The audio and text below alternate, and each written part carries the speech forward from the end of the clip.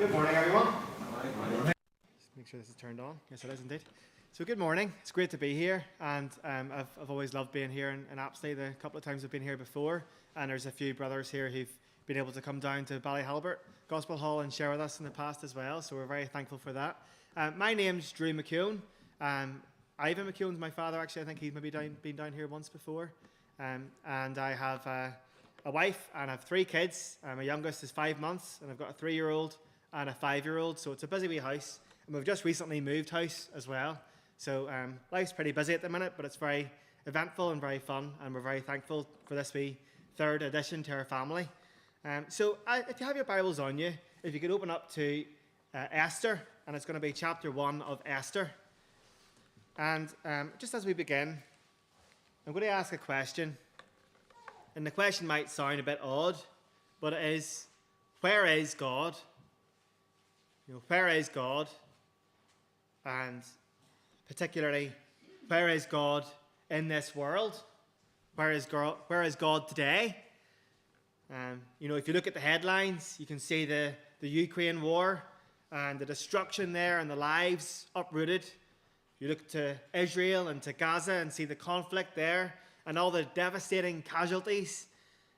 Even there recently, a couple of days ago, that Manchester synagogue attack, and 2 people were killed there as well. Or you think of the Charlie Kirk assassination and the violent death and the public shock that brought. Or a couple of days ago as well, that Michigan church attack as well, and worshippers murdered. And you think of all these, and it's just every day you turn on the news and there's something new and there's something shocking to us. And people do sometimes cry out, don't they? Where is God in all of this? And the world can feel powerful. It can feel invincible, in fact. And sometimes, as a Christian, it can be easy to feel like He's not winning. We can feel like we're in the back foot. And what do you do in those circumstances in life, or in those times in life, even in your own personal life, where God might seem absent? How do you make sense of life whenever your faith and His goodness and love feels at odds with the experiences you're living out? And of course, to look at that, we need to look in history and see God's place in history and where He has been and how He's always been on the throne, and to trust God in the present and the future as well. And so we're going to look in the book of Esther, and we're going to ask, particularly here, where is God in Esther? Now, Esther is an interesting book in the Bible because the name of God is not mentioned in the book of Esther. Unlike every other book of the Bible, God is not mentioned in Esther. His name isn't mentioned. In fact, we look at a king Ahasuerus, or Xerxes, as some translations read, and he's the ruler of a massive empire, and yet there's no mention of God. And so the question is, where is God in Esther? There's no prayer in Esther. There's no outright worship. There's no miracles. And yet, we'll discover as you look through the book of Esther that the presence of absence is not the same as the absence of presence. God isn't just a background extra in our lives. He's not just popping in here and there. But in the book of Esther and in your own lives, we can see that God is the key player. He is working behind the scenes. He's the author. He's the director. He's the main character, both in the book of Esther and in our own lives, I hope we'll see as well. And so the story of Esther begins and it ends with a banquet.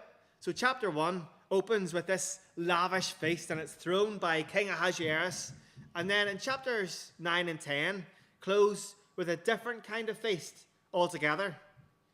And so Esther is moving us from one celebration to another, from this beginning celebration, which is hollow, this worldly feast, to a feast that is a true and lasting joy. He moves from fading pleasures to rejoicing in God's goodness. And we can see in the book of Esther that really God has been the very centerpiece of the book of Esther, and hopefully we'll see that in our own lives as well. So we'll just begin by reading. It's just going to be chapter 1 we'll be looking at, and we'll be making references to other parts of Esther too, but we'll begin by reading from verse 1 of chapter 1 of the book of Esther. And we'll start by seeing the scale of King Ahasuerus' power, how vast his empire was and how proud he'd become. So whenever we're reading, I want you to kind of look out for that. Look out for those signs that show the power or the majesty or the might of the king. So it says this in verse 1. Now in the days of Ahasuerus, the Ahasuerus who reigned from India to Ethiopia over 127 provinces. So there's a wee side note there. It could have just said from India to Ethiopia, but it then goes on to say over 127 provinces, just to really make us aware of how great this king was. Verse 2. In those days when King Ahasuerus sat on his royal throne in Susa, the citadel, in the 3rd year of his reign, he gave a feast for all his officials and servants, the army of Persia and Media, and the nobles and governors of the provinces were before him. While he showed the riches of his royal glory and the splendor and pomp of his greatness for many days, 180 days. So you can see here 6 months of feasting. And now the focus is going to shift to his banquet, and it's going to be this picture of wealth and beauty and indulgence, and again showing the power of the king. Verse 5. And when these days were completed, the king gave for all the people present in Susa, the citadel, both great and small, a feast lasting for 7 days in the court of the garden of the king's palace, which is crazy. So after 6 months of feasting, they just go into another week of feasting as well. Verse 6. There were white cotton curtains and violet hangings fastened with cords of fine linen and purple to silver rods and marble pillars, and also couches of gold and silver on a mosaic pavement of porphyry, marble, mother of pearl, and precious stones. Drinks were served in golden vessels, vessels of different kinds, and the royal wine was lavished according to the bounty of the king. And drinking was according to this edict. There is no compulsion. For the king had given orders to all the staff of his palace to do as each man desired. Queen Vashti also gave a feast for the women in the palace that belonged to King Ahasuerus. But now, this next section, we'll have to catch this. This is where the story turns. There's a real twist in the story. This king who's full of wine and full of ego is going to send for Queen Vashti. And what happens next changes everything. In verse 10, on the 7th day, when the heart of the king was merry with wine, he commanded Mehuman, Bista, Harbona, Bigtha, and Abagtha, Sether, and Carcass, the 7 eunuchs who served in the presence of King Ahasuerus, to bring Queen Vashti before the king with her royal crown, in order to show the peoples and the princes her beauty, for she was lovely to look at. But here's the twist in verse 12. But Queen Vashti refused to come at the king's command, delivered by the eunuchs. At this, the king became enraged, and his anger burned within him. And this is where we move from the king's power to his embarrassment. We're going to see this proud ruler is now facing humiliation. And just watch what he does next.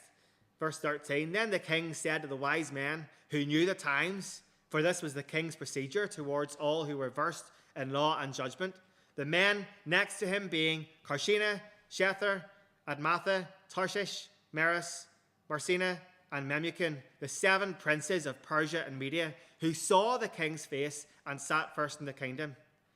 According to the law, what is to be done to Queen Vashti, because she has not performed the command of King Ahasuerus delivered by the eunuchs? So they're wanting to try to work out what we're going to do with this queen here who's refused the king. And one advisor, Memucan, he's about to speak up. And notice how far he blows this out of proportion. Verse 16. When Memucan said in the presence of the king and the officials, not only against the king has Queen Vashti done wrong, but also against all the officials and all the peoples who are in all the provinces of King Ahasuerus. For the queen's behavior will be made known to all women, causing them to look at their husbands with contempt, since they will say, King Ahasuerus commanded Queen Vashti to be brought before him, and she did not come. This very day, the noble women of Persia and Media, who have also heard of the queen's behavior, will say the name to all the king's officials, and there will be contempt and wrath in plenty. And then, so they're trying to describe this, how over the top this is going to become, and they come up with a really ridiculous solution. a royal decree, and it's in verse 19. Here's what they say. If it pleases the king, let the royal order go out from him, and let it be written among the laws of the Persians and the Medes, so that it may not be repealed, that Vashti is never again to come before King Ahasuerus, and let the king give her royal position to another who is better than she. So when the decree made by the king is proclaimed throughout all his kingdom, for it is vast, all women will give honor to their husbands, high and low alike. This advice pleased the king, you don't say, and the princes, and the king did as McKeown proposed. Verse 22, he sent letters to all the royal provinces, to every province in its own script, and to every people in its own language, that every man be master in his own household and speak according to the language of his people. And that's chapter 1. And of course, Esther is a real narrative, and it's easy to get swept away with a story and be amazed by it, but it's good to stop and look at it as well. And in verses 1 to 9, we're meant to be asking ourselves, is King Ahasuerus, is he this godlike king? Is he this powerful ruler who's got it all under control? Because in verses 1 to 9, Ahasuerus seems to have taken God's place. You know, in verse 1, he rules over 127 provinces from India to northern Sudan. And he displays wealth and glory for 180 days in verse 4. And, you know, his palace, or you can say over 180 days, and his palace seems to rival God's temple in beauty and opulence. And after 6 months of feasting, you know, the party's not over. All this splendor and pomp, we can see then that there's another feast lasting for 7 days, another banquet. And then in verse 6 and 7, we can see there's white and blue linens and silver rings and gold and silver couches and mosaic pavement of precious stones, and this great list of all the grandeur and all the pomp that was there. And it talks of porphyry as well. In my Bible, I was trying to work out, well, what is porphyry? Does anybody know what porphyry is? I didn't either, so that's okay. So I looked it up, and in another Bible it's called feldspar, so I still had no clue. So I checked the footnotes, and it said porphyry. So anyway, I had to look it up a bit further, and it's a type of rock with crystals like quartz, and the point is it's serious luxury, especially in Persian times. And so everything that's listed was highly expensive. And you can imagine Ahasuerus in today's culture, he'd be throwing a 6-month TikTok live stream or something and saying every day, flaunting a new luxury, and tune in tomorrow to see more. You can imagine the amount of planning that went into this. You know, you can just see his royal assistants, you know, scrambling behind the scenes. We need more wine. You know, or who forgot the purple linens? It was you, wasn't it? But all of this is a facade. And his kingdom, which seems so powerful, is actually fragile. And verses 10 to 19 shows that he's not so powerful after all, and it demonstrates a shaken kingdom. Because in verses 10 to 12 is this turning point, and Ahasuerus, he commands Queen Vashti to parade her beauty, and he sends these 7 eunuchs. Because, you know, why send 1 when you can send 7, after all? And what does she do? She refuses, doesn't she? She refuses the call of this mighty king who's been trying to show off his power over the empire. And this 1, verse 12, but Queen Vashti refused to come at the king's command, which would have been shocking to the people in that day. And this one act of disobedience undermines everything that Ahasuerus has been trying to display and trying to stand for. He's been trying to show himself as invincible and this invincible kingdom. And yet this kingdom is nearly brought down by a simple no. You know, one woman's no nearly brings the whole kingdom into disrepute. It's like a Jenga tower. It's just missing one piece and the whole thing collapses. And there's a deeper message there as well, isn't there? Because we can see the fragility of earthly power. You know, Ahasuerus, he seems godlike, and yet his authority is fragile. And his power can be undone by a single act of defiance. He can control an empire, they'll say, but he can't control his own household. And just like that, the feasting is over. All that pomp was for nothing. It's like candy floss can look impressive, can't it? But it doesn't really satisfy. It means you leaves you feeling empty. And it's all this pomp and grandeur, and yet it's emptiness. And in verse 16, Ahasuerus' wise men claim that Vashti's refusal could cause rebellion. They're saying it's much bigger than just one person saying no. This is going to send the kingdom into crisis. And so in verse 19, Vashti is removed. And I think it's interesting there. You can see it says Vashti is never again to come. It drops the word queen now. She's no longer being called Queen Vashti. She's lost that title and she's removed. And a pageant is ordered to replace her. And this royal order is decreed. And it's interesting. We're not told how she died, or what she did, after that. We're not told anything else about her life after that. It doesn't say that she had an Oprah Winfrey interview. She didn't write a book and call it Spare or anything like that. She's just out of the scenes, isn't she? And this highlights the power of the king, though, doesn't it? Because it doesn't mean that it's all been swept under the rug, but she's now out of the picture as far as he's concerned. So what does he do? Does he just try to forget about it and try to, not talk about it anymore? No, actually, what he does is he publicizes the embarrassment, which is kind of odd, isn't it? You'd think if you were embarrassed, you would try to contain it as much as possible. But he just wants to try to show off his power, and he's already been, publicly embarrassed in front of the people around him. So he might as well act like he's not embarrassed by publicizing it to everybody and showing his power and putting a bit of control over the situation.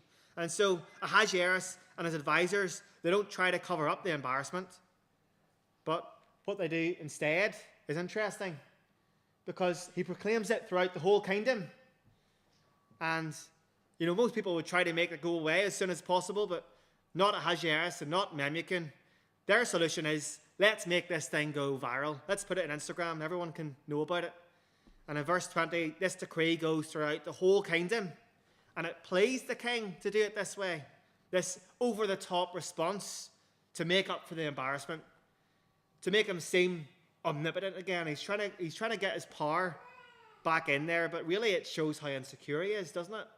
His insecurity is really highlighted there.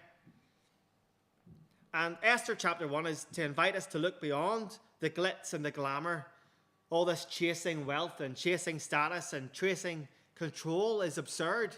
And we're meant to laugh at Ahasuerus and at the world's false promises as we read this. But we're also meant to see God's hand in Esther as well. Because Vashti's refusal, I've put this wee picture up here to show that Vashti's refusal is the first domino leading to Esther becoming queen. God actually is in control through all of this. Because Vashti needed to stop being queen for Esther, a Jew, to become queen. And Esther needed to become queen so that along the Jewish line we would have King David. And along that line we would have the King of Kings, Jesus Christ, and the Lord of Lords. And Vashti needed to become queen in order to rescue the Jewish people at that time. And if the Jewish people at that time hadn't been rescued, then the Jewish line would have ended. There wouldn't have been a King David. There wouldn't have been Jesus being born in the Jewish line, which had been promised in the Old Testament. And so saving the Jewish line at this time was actually a salvation of all of God's people, for Jesus would come. And so actually we can see God's hand in this. God was actually orchestrating all of this. King Ahasuerus, who was trying to control the events, was simply a puppet in the hand of God. God was the one who is in control.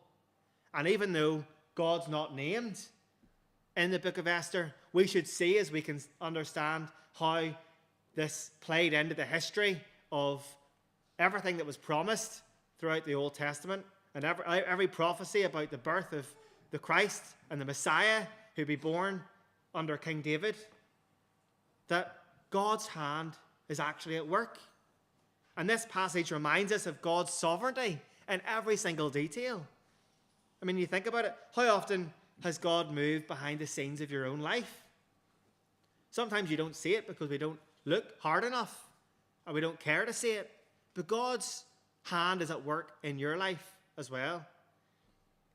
In the smallest details, I think about even how I met my wife. My wife Ellen, she was a leader at CISM, and so was I. And I remember sitting on the side of a wall with a bunch of other guys, donkeys years ago now, and looking for the girls to arrive, the leaders. And then Ellen, she jumped out of the car and, I'm going to help her with her bags. And anyway, the rest is history. But I believe that God was actually in control of all that too, and we can trust him in the details in our lives and even in the world as well. And no matter what's happening around us, and we might not understand why this has happened and how it's happened in that way, but we must trust that God is on the throne. And sometimes it can take many years before we recognize why something happened in that way. Even to give another example, I remember as a Mormon friend of mine who was waiting to be picked up to go to the Church of the Latter-day Saints, and his friends didn't pick him up. And I was walking down with a group of friends myself, and almost jokingly said to him, why not come along to our church? And he said, that'll teach him. So he went along because he was annoyed that these guys hadn't picked him up. So he went along to the church that I was going to at the time over in England. And he took photos of where he was at and sent it to his friends. And say, look, I'm at a Christian church here because you didn't pick me up. Anyway, what he heard when he was at that church really bothered him. And it led to many conversations with the pastor and with the people around. And 2 weeks later, he became a Christian. And he's still there today, and he's still strong, serving God. And it's just amazing, him doing something out of spite, thinking that he had control, and yet God's hand was at work. And this is what we can see throughout the whole of history. It's interesting as well to see that Vashti isn't celebrated or condemned for her actions. And there are some actions that are quite questionable in the book of Esther and in Esther's life as well. And Esther and Vashti aren't really to be seen as the heroes here. We're meant to look beyond them, and it's the same with every character in the Bible. We're meant to look beyond them to see God's hand at work. Yes, we can give thanks to God for how he uses these people for his glory. And Vashti and Esther were tools that were used by God to carry out his will, but we're meant to give thanks and honor to God for what he has done. And I think sometimes we do that. We give praise to each other and praise each other too much and almost pat each other on the back to the point that we can feel pride without actually giving the glory to God. And yes, it is important to encourage each other, but to thank them for how God has been at work and to bring it back to him.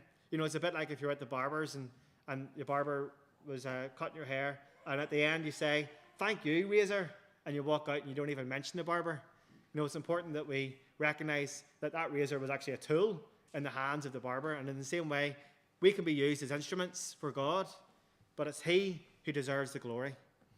So at the start we were asking, well, where is God? And, in Ukraine and in Gaza, where nations are raging, in our headlines where there's full of violence and fear and division, the truth is we don't always understand why these things happen. And we can't just give a trite answer either. Sometimes we'll not understand in this time of history why things are happening the way they are. But we can trust that God is on the throne, that he is in control, that his hand is at work. And the truth is, the kingdoms of this world are just like Ahasuerus' kingdom.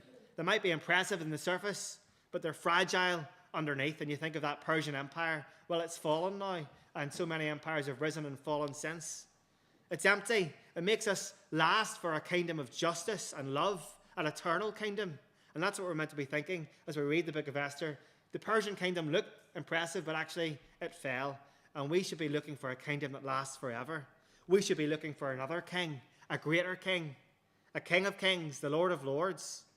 And that king, of course, is Jesus, isn't it? He is the king who's on the throne. His kingdom isn't built on outward glory and pomp. In fact, we read that he humbled himself. The very one who could have came into this world and squashed humankind, the one who could have come into this world and usurped his authority, humbled himself and became obedient to death, even death on a cross. This is Jesus Christ, the true King. And so whenever we look at our world today, we don't lose hope. We look higher. We look beyond what's happening, and we look to the true King, and we long for his better kingdom. And we know that one day we will see him face to face, and we can pray, your kingdom come on earth as it is in heaven. We can know there's a justice that lasts, there's a peace that cannot be broken, there's a love that never fails. And we will be with him one day where there'll be no more tears, no more sickness, no more sorrow, no more sadness. That he is on the throne. and we can trust in him. And that he didn't stay dead on that cross, but 3 days later, he rose back to life to show that he really is God. And so the final challenge here is that, well, Vashti, she refused an unworthy king. But we are not to refuse the King of Kings. He is the one who has invited us into his kingdom with grace, whose rule is peace and whose kingdom will have no end. And it's good for us as Christians to remember that. We serve a risen, victorious, mighty, powerful King of Kings and Lord of Lords. Let's pray. Dear Lord God, I just want to thank you so much that we can trust in you and that we don't throw our arms up and hands up in despair, no matter what's happening in our own personal lives or in the world around us, but that we can look at the God of past, present, and future, the God who is, who was, who always will be God. We can see your hand at work in history. We can see your hand at work here in the book of Esther. And Lord, help us to trust in you even when we don't see the hidden hand of God in our own lives, to know that you are in control, you are all-powerful, and that one day we will see you face to face where there will be no more sorrow and no more pain. Help us to trust in you each and every day, to know that you are the mighty God and ever-present help in trouble. In your gracious name, amen.